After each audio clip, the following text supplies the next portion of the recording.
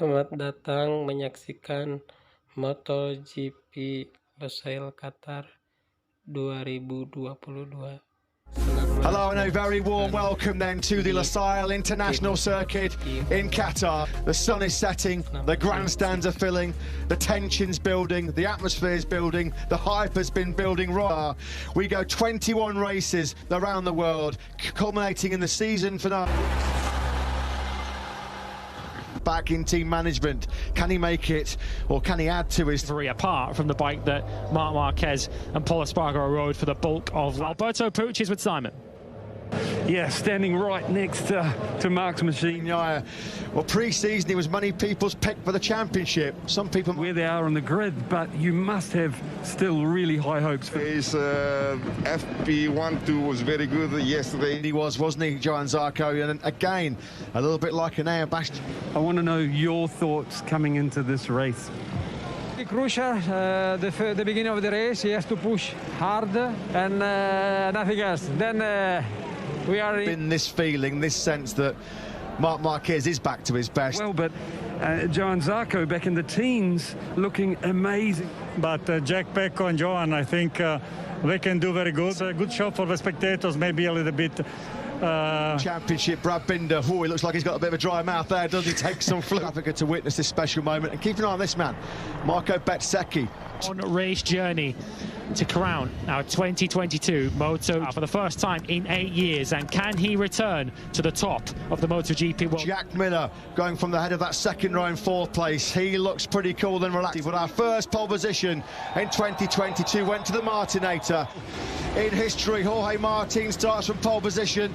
Just wonder where there were the previous winners, of course. Yamaha did the double here 12 months ago. Fabio, great race pace. Lewis is so hard. We said it's going to be the closest most.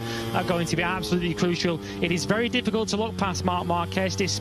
On pole position for the 5th time in MotoGP. He comes to the head. Lift off for MotoGP in 2022 in Qatar. Not a bad start for the poleman, Jorge Martin. The two factory Ducatis had terrible starts. Fabio Quartararo immediately ahead of both places. Lewis said the two factory Ducatis just completely missed the start. Already getting aggressive. Espargaro, he lost the position back to him again though after going at the inside, but dream ticket for the rest. Been on that medium Michelin rear tyre through that tyre torturing turn 11 there to pick off Quartararo. He's got underneath the Yamaha man in the final corner at turn 16. Paul Espargaro to take the lead back. Excellent first lap. Excellent start for Brad Binder. Yeah, Bastianini, who is the leading Ducati on the road. The Ducati's killer. Bagnai, he finished last season so strongly. Only down in 4th. Will they slow it down? Will they back off? Try and bunch up the group and then attack. Keeps them live. Already up to 4th. Pecco Bagnaia trying to make quick progress. That's the best lap of the Grand Prix we've seen so far. Fair play to the Italian. It's the only Ducati's behind him. He's got Alex Rins just closing in. Rins is one of those who are expected to make progress through this race. In 2020, he always found something. On Sunday, he had a bit of a spring his front wheel to Mir. There was Aleix Espargaro then still in 6th place. Head of Fabio place on this lap. Here comes the Suzuki.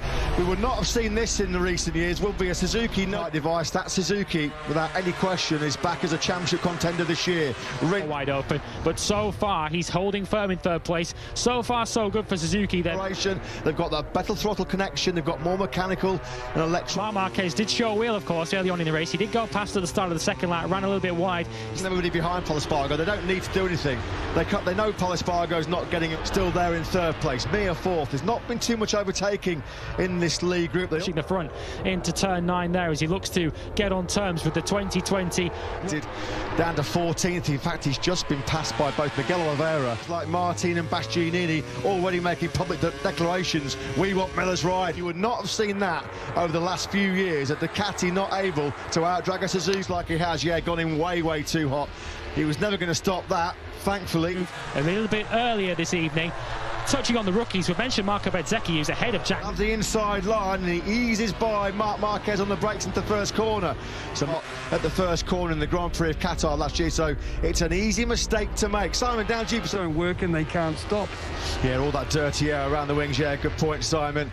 I'm sure wherever you are in the world watching from the sofas on the virtual Miller, he's dropped right the way down to last position now. He's 2 seconds even behind Ralph Fernandez at the back weekend.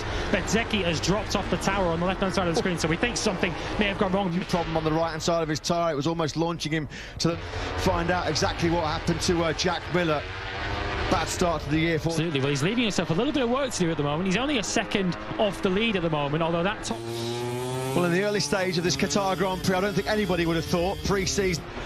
That's cruel luck for Jack Miller, really unfortunate for him. Now we're looking back at Alex Rick at the factory Ducati garage.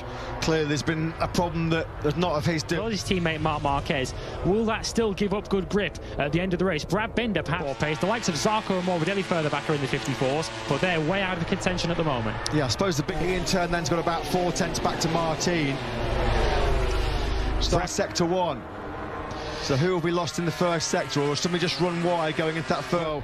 Honda have found some front-end confidence for their riders this year. They've certainly been testing. When we brought you the Sepanta so this year, we thought, and with good reason, that KTM seemed in a world of trouble back in pre-season testing. They made a step forward at the Mandalika test. I mean, how many times did that motorcycle send him into orbit, send him over the moon? They're already now... Miguel Oliveira looks like that's on the outside of turn 1. Well, he was so up and down, and unfortunately he's kicked off the new year in the gravel trap as well, far from the... In the 154s, he's just about matching this leading group, being headed by a weekender, challenging for the win and for the podium. It's pretty clear at this stage. Fausto's legacy here, forming the Motogp team. Pecco down! No! That's Pecco! Bagnaia was the guilty man. He apologises to Jorge Martin Grand Prix. And what a disastrous opening night for Ducati. Nothing Jorge Martin Grand Prix. Looking as if he wants to make a bid immediately to get into second place. He can see that factory Honda of a... Very, very quickly. No Miller in action. No Bagnaia in action. Jorge Martin to 1. Back at the front, Pol Espargaro. This will be a popular win for still. Let's quickly get a tech observation from Simon.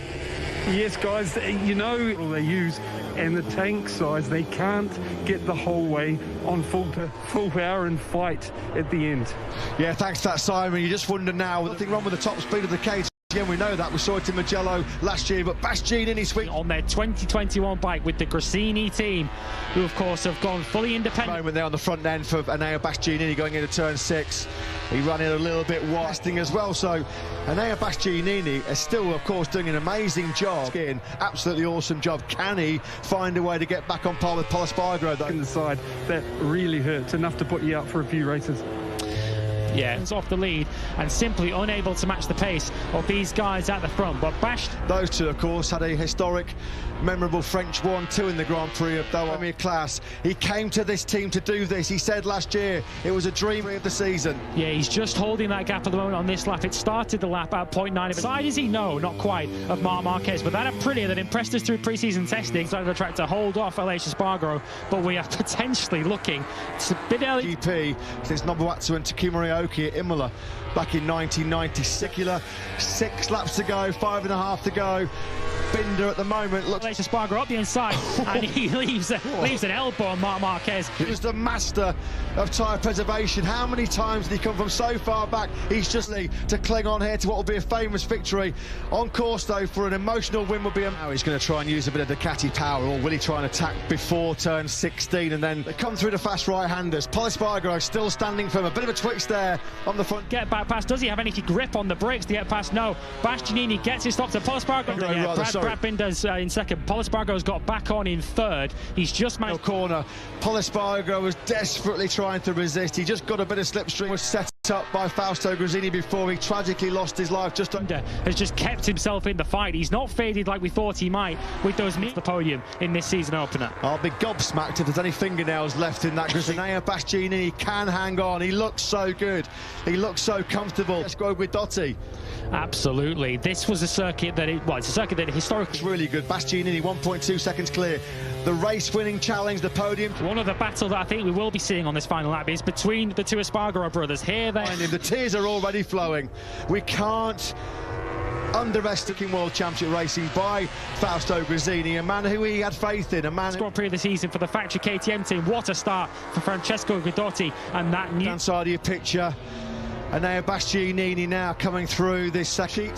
He topped the leaderboard in that official test in Sepang. He said all along this new bike... Right the way down to the checkered flag, but only 2 more corners to go. Enea Bastianini just needs to keep it smooth. Supreme in the Middle East. What an emotional victory for Enea Bastianini. On the last lap, we'll just pause for a moment to soak up in Grand Prix racing as a Moto3 rider back in 2014. Joy in the Red Bull KTM factory racing squad. We could look back 1 year ago, what happened to us. This is In one side of the pit lane for Gresini, frustration, Fabio Quartararo. Absolutely insane. And The podium is riders in front, not just one, and this is first time in many years that Honda can say that, so I feel very proud.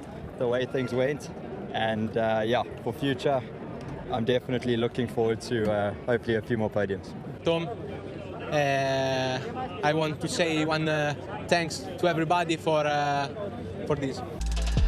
And Bastianini will head there as the MotoGP World Championship leader. He takes the victory on the opening night by 0.3 of Repsol Honda. The Suzuki 6th and 7th, Joan Mir edging Alex Rins, with Johan Zarco pipping the world champion Fabio Quartararo for Eka Marini, and Andrea Dovizioso with Remy Gardner taking the final world championship point. Darren Binder, Fabio Di Gianantonio and Ralph. He said Jorge Martin taken out midway through the race by Pecco Bagnaia, last year's pole man, not finishing the race. Miguel